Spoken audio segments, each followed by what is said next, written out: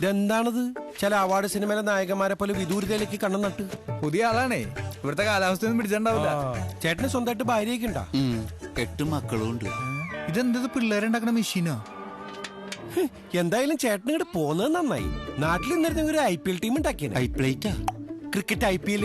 ചേച്ചി കേസ് കൊടുത്തിട്ട് ഇതിനകത്തേക്ക് വന്നേ? ഏയ്, പെട്ടെന്നുണ്ടായ ദേഷ്യത്തിന് കൂട്ടുകാരനെ തല്ലി, അവൻ ചത്തുപോയി.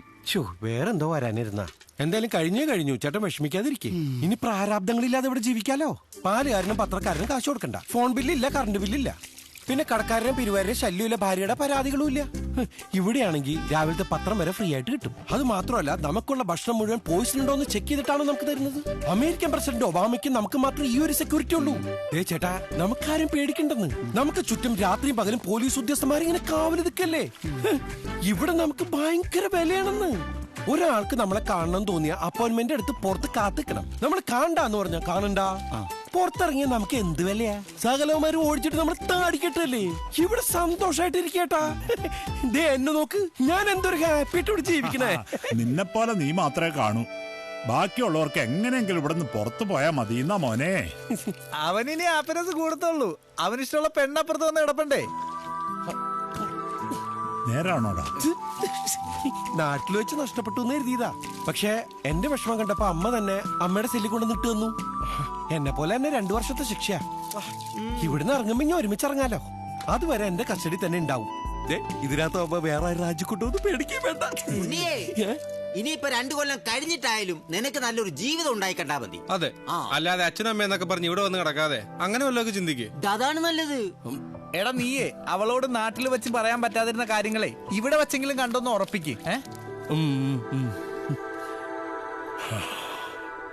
ഞായറാഴ്ച ദിവസം ഇവിടെ അവധിയാ. അന്നാണ് ഈ അലക്കലും കഴുകലൊക്കെ. എല്ലാത്ത ദിവസം വേറെ വല്ല പണികളൊക്കെ എടുക്കേണ്ടി വരും കേട്ടോ. മോൾക്ക് ദിവസം ഒരു 55 രൂപ വെച്ച് കൂലി കിട്ടും. ആദ്യത്തെ 2 മാസം ഇവിടെ അങ്ങനെയാ. നാട്ടില് ദിവസക്കൂലി 500 ഉണ്ടായിട്ടേ അതും പോരാഞ്ഞ് കോൺട്രാക്ടറുടെ ബാഗിൽ നിന്ന് കേട്ടോ അവൾ ഇവിടെ വന്ന് കിടക്കുന്നത്. ഓ, തള്ളു ഇവിടെ വന്ന് കിടക്കുന്നത് ഒളിമ്പിക്സ് സ്വർണം കിട്ടിയതിനായിരിക്കും. ഓ, തുടങ്ങി രണ്ടും കൂടി. ഒന്നും മിണ്ടാണ്ടിരിക്കണേ. നിയമസഭയിലെ പോലെ ഇവിടെയും തമ്മിത്തല്ലാന്നാ പെങ്കുച്ചു വിചാരിക്കും. ഓ, എന്ത് വിചാരിച്ചാലെന്താ? വന്ന് കയറിയിട്ട് ഇത്രയും സമയമായിട്ടേ നമ്മളോടൊന്ന് വാ തുറന്ന് മിണ്ടിയിട്ട് കൂടിയില്ല. അതൊക്കെ മിണ്ടിക്കോളും. അതൊരു പാവാ. അതിന്റെ മുഖം കണ്ടാൽ അറിഞ്ഞൂടെ? ഓ, അത്ര പാവാണെന്നൊന്നും എനിക്ക് തോന്നുന്നില്ല. ഇനി മറ്റേ മരുന്നടിച്ച് കിറങ്ങിയിരിക്കുകയാണെന്നാ എന്റെ സംശയം. ഒന്ന് പൂടി അവിടുന്ന്.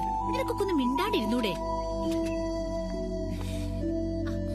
മോളെ, ആദ്യമായിട്ട് വരുന്നവരോടെ ചില അവളുമാർക്ക് ഇങ്ങനെയൊക്കെയുള്ള മെക്കെട്ട് കയറ്റം പതിവാ. മോൾ അതൊന്നും കാര്യാക്കണ്ട. കഴിഞ്ഞതൊക്കെ മറന്ന് സന്തോഷായിട്ടിരിക്ക. ദേ, ഇന്ന് ഉച്ചയ്ക്ക് ടിവിയിലൊരു സിനിമയുണ്ട്, ഇടുക്കി ഗോൾഡ്. അതിലെ കഞ്ചാവ് തോട്ടൊക്കെ കാണുമ്പോ മോക്ക് സന്തോഷാവും. ചെല്ലേ. പാവം, സ്റ്റഫ് കിട്ടാത്തതിന്റെ സങ്കട. ചോറ് മീൻ കറി.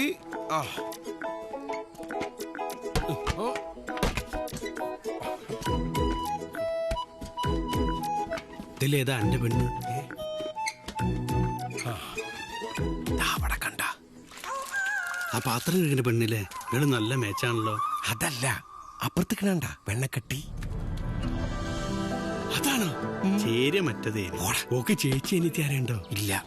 അമ്മെങ്കിലും അവൾക്ക് 90 വയസ്സുള്ള ഒരു മുത്തശ്ശിന്റെ എടുക്കട്ടെ. അത് ചാവുമ്പോ എടുത്താ മതി കേട്ടോ. വിളമ്പിക്കോ. അതെ, എന്റെ നാട്ടുകാരോട് ഞാൻ സംസാരിച്ചോട്ടെ? അല്ല, ആ വെളുത്ത കുട്ടിയുടെ സുഖാണോന്ന് ചോദിക്കണോണ്ട് കുഴപ്പമുണ്ടോ? ഔട്ട് ഓഫ് ദ റൂൾ ആണ്. നീ പൊന്നമ്മ സാറിനോടൊന്ന് ചോദിച്ചോ. Thank you Gopi. അല്ലല്ല, ചേട്ടന്റെ സ്ഥാനത്ത് ഇങ്ങനെ കണ്ടിട്ട് ഇങ്ങനെ പറയുമ്പം സോറി. ഇന്ന് കൂടുതൽ സുന്ദരിയ ഉണ്ടല്ലോ. ഫേഷ്യൽ വല്ലതും ചെയ്താ? ഇല്ല, വെറുതെ. എന്തായാലും മുഖത്തൊരു തിളക്കമുണ്ട്. അമ്മായിമ്മ നാട്ടിൽ പോയാ? അതെ, 2 ദിവസമായിട്ട് ബദാം മിൽക്ക് കഴിക്കുന്നുണ്ട്. ചിലപ്പോ അതിന്റെ ആയിരിക്കും.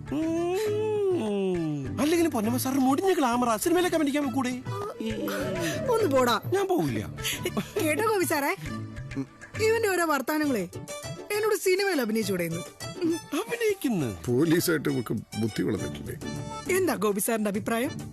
അഭിനയിക്കണോ? പിന്നെ അഭിനയിക്കണം. ഭയങ്കര എക്സ്പ്രഷൻ അല്ലേ ഗോപി സാർ എപ്പോഴും പറയാറില്ലേ? പൊന്നമ്മ സാർ നടക്കുമ്പോ മുഖത്ത് മാത്രമല്ല ബാക്കിലും ഭയങ്കര എക്സ്പ്രഷൻ. സാറൊന്ന് മോഹം കൊണ്ട് കാണിച്ചില്ലേ? പൊന്നമ്മ സാർ നടക്കുമ്പോഴേ സാറാള് കൊള്ളാലോ. ഇങ്ങനത്തെ വൃത്തിയോടുകളൊക്കെയാണോ ഇവന്മാരോട് പറയുന്നത്? മനുഷ്യൻ ഇനി മര്യാദയ്ക്ക് നടക്കാനും കൂടെ പറ്റത്തില്ല. എന്തൊരു കഷ്ടമാണ്. ഞാൻ ഇങ്ങനെ അവരുടെ മുഖത്ത് നോക്കൂടാ. അതിന് സാറെപ്പോഴും അവരുടെ മുഖത്ത് നോക്കിയിട്ടുള്ളത്. എന്തായാലും പൊന്നമ്മ സാറ് പോയി. എനിക്ക് ഇനി എന്റെ നാട്ടുകാരായിട്ട് ധൈര്യമായിട്ട് സംസാരിക്കാം. പിന്നെ സാറ് നടക്കുമ്പോഴുണ്ടിട്ട് ഈ കുഴപ്പം പൊന്നമ്മ സാറ് പറഞ്ഞതാ. ഏയ് ഞാൻ നടക്കുമ്പോ അങ്ങനെയുണ്ടോ?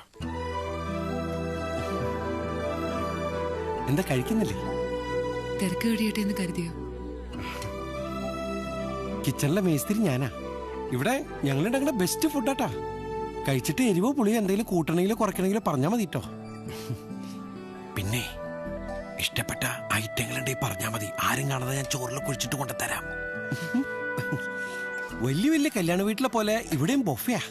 അല്ല, അവിടെ ചെന്ന് പാത്രം നീട്ടിയാൽ എന്തെങ്കിലും തരുള്ളൂ. വരൂ, അല്ലെങ്കിൽ ഞാൻ പോയിട്ട് വാങ്ങിച്ചിട്ട് വരണോ? വേണ്ട. ഒരു ദിവസം ഞാൻ വീട്ടിൽ വന്നിരുന്നു. അപ്പോഴേ ജോലി കിട്ടി ഡൽഹിക്ക് പോയി പറഞ്ഞത്. ജോലി എന്താന്ന് ഇപ്പോഴാ മനസ്സിലായത്. അല്ല, അന്ന് കൊല്ലാൻ വന്നാരാ? നിങ്ങളുടെ മയക്കുമരുന്ന് മാഫിയയിൽ ആരെങ്കിലും? അതൊന്നും വലിയ കാര്യാക്കണ്ടെന്നേ. പഴയ കാര്യങ്ങളൊക്കെ അങ്ങോട്ട് മറന്നു കളയേ. ഞാൻ ജനിച്ചു വളർന്ന എന്റെ വീട്ടിലേക്ക് കുട്ടി വലതുകാലം എടുത്ത് വെച്ച് വന്നിരിക്കുക. 2 വർഷം എന്ന് പറഞ്ഞ കണ്ണടച്ച് തുറക്കുമ്പോഴേക്കും പോയിരിക്കും. ഒന്നുകൊണ്ടും വിഷമിക്കണ്ടെന്നേ. ഈ മതിലിന്റെ അപ്പുറത്ത് ഞാനുണ്ട്. എന്താ ആവശ്യം ഉണ്ടെങ്കിലും ഉണ്ണിക്കുട്ടാ എന്നൊന്ന് വിളിച്ചാൽ മതി. സെല്ലിൽ കിടന്ന് ഞാൻ വിളിയേക്കും. പിന്നെ ഇവിടുന്ന് പുറത്തിറങ്ങിക്കഴിഞ്ഞാൽ നമുക്ക് ആ ബിസിനസ് വേണ്ടട്ടോ. ഡ്രഗ്സേ. അതെ, ഒന്ന് നിൽക്കൂ. ഒരു പ്രധാനപ്പെട്ട കാര്യം പറഞ്ഞോട്ടെ. ആലോചിച്ചിട്ട് മറുപടി പറഞ്ഞാൽ മതി. ശിക്ഷയുടെ കാലാവധി കഴിഞ്ഞ് പുറത്തിറക്കുമ്പോൾ നമുക്ക് ഒരുമിച്ച് ജീവിച്ചൂട്ടെ. വേഗമാവളെ, ഇപ്പൊ ക്ലോസ് ചെയ്യും. ഇതെന്താ ബാറോ? ഇവര് വളഞ്ഞോ? ഇപ്പോഴൊക്കെ എങ്ങോട്ട് നോക്കിട്ടാ പ്രേമിക്കുന്നേ?